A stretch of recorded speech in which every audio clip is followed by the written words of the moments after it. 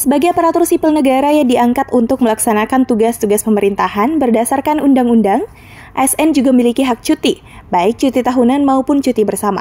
ASN yang terdiri atas pegawai negeri sipil dan pegawai pemerintah dengan perjanjian kerja atau PPPK memiliki jatah cuti tahunan sebanyak 12 hari kerja setelah pekerja atau buruh yang bersangkutan bekerja selama 12 bulan secara terus-menerus. Mengenai cuti bagi aparatur kan ada aturannya. Seluruh rangkaian dari proses cuti tentu ada aturannya. Paling tidak yang lebih dikenal adalah cuti tahunan. Cuti tahunan itu 12 hari kerja. Itu bisa pegawai ambil 1 kali cuti, bisa mungkin karena ada urusan lain yang sehingga dia mengambil cuti, bisa cutinya bagian dari cuti tahunan diambil 2 hari, 3 hari. Yang jelas selama 1 tahun berjalan itu 12 hari kerja. Itu cuti tahunan.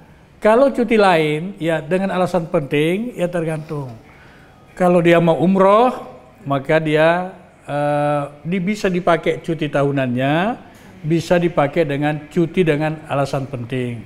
Tapi pada umumnya dengan kegiatan-kegiatan yang sifatnya alasan penting, itu tentu dengan objek yang menjadi alasan.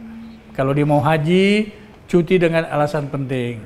Tapi tentu semua cuti yang dilakukan oleh aparatur, oleh pegawai, maka tentu tidak jalan terkait dengan hal-hal menyangkut umpamanya tunjangannya, karena tidak ada aktivitas kerja yang dilakukan, berarti tunjangan kinerja tidak jalan. Cuti bersama adalah libur yang mengikuti istilah cuti yang diatur oleh kebijakan pemerintah, yang tentu dari seluruh aparatur mulai tingkat pusat sampai daerah.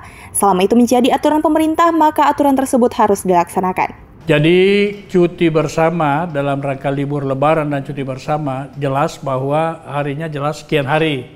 Begitu ada pegawai yang menambah cuti, tentu kami di BKPSDM di bidang kinerja melakukan pencermatan. Kenapa harus menambah cuti? Kalau hal-hal yang tidak sesuai aturan, tentu ada yang menjadi sanksi terhadap melebihkan cuti di luar daripada yang sudah ditentukan. Tapi kalau ketidakhadirannya mungkin hal-hal yang bisa dimaklumi, contoh kemarin, kalaupun masih sulit untuk dapatkan tiket umpamanya dari penerbangan luar, mungkin ini bisa dimaklumi. Atau yang kedua, dalam kondisi hal yang tidak bisa dihindari, sakit atau hal kepentingan keluarga, sehingga dia harus menambah cuti, itu hal-hal yang perlu menjadi pertimbangan. Sehingga kita melakukan pencermatan.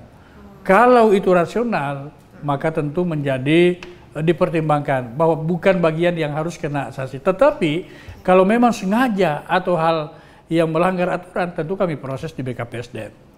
Kabak BKPSDMD Kota Makassar menyampaikan bahwa akan menegaskan sanksi bagi ASN yang menambah jatah cuti di luar ketentuan yang telah disepakati, dengan tetap memperhatikan alasan dibalik penambahan cuti tersebut. Namsun juga menambahkan bahwa setiap jenis cuti memiliki landasan dan aturannya masing-masing. Untuk kebijakan cuti bersama tertuang dalam Kepres nomor 7 tahun 2024 tentang cuti bersama pegawai aparatur sipil negara tahun 2024 yang mulai berlaku sejak 9 Januari 2024 lalu. Dalam Kepres tersebut ditegaskan bahwa kebijakan cuti bersama tidak mengurangi hak cuti tahunan pegawai aparatur sipil negara. Adapun jenis cuti lainnya seperti cuti sakit dan melahirkan juga memiliki regulasinya masing-masing, sehingga ASN tetap dapat menjalankan kewajiban dan mendapatkan hak cuti sebagaimana mestinya. Husnain Putri Intan, Muhammad Syaiful, Unhas TV.